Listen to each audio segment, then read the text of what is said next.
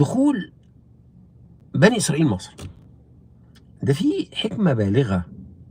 لو قريت في القرآن قصة دخولهم اللي هي في سورة سيدنا يوسف، القصة تنطق فرح.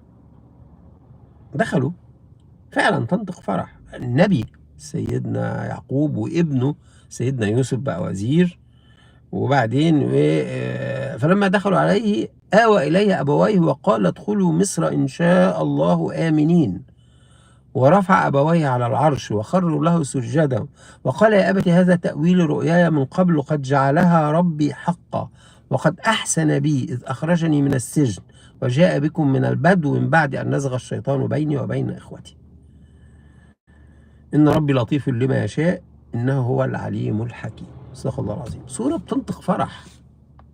وزير وراح جاب أهله وادخلوا مصر إن شاء الله آمنين. صح؟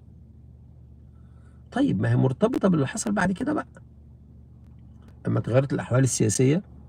وفي معظم التفسيرات إن دول الملك ما كانش مصري اللي هو خده يعني، وتم التخلص من الأسرة اللي هو غالبا الهكسوس يعني كما يقول الناس. مش عايز حد يتخيل معايا يا جماعة، مش الهكسوس والنبي أبوس إيديكم.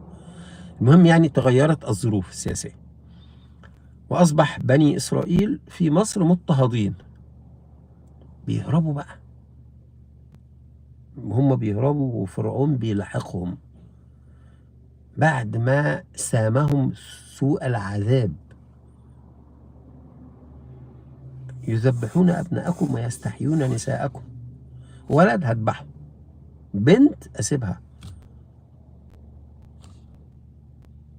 هو ده ينفع بقى واحد يقول ايه يا ريت بقى سيدنا يوسف ده بقى اللي هو المقالات اللي انت لا تعلمها الا لا يعلمها الا ربنا سبحانه وتعالى. ما هو كل ده من سيدنا يوسف، ما هو اللي جابنا هنا. ينفع حد يقول كده؟ ما ينفعش. زي اللي بيقول لك انتوا عملتوا ثوره عشان خاطر في يناير وشفت عملت ايه؟ مقالات. وهسيبك، ما عملناش ثوره، هتعمل بينا ثوره يعني. لكن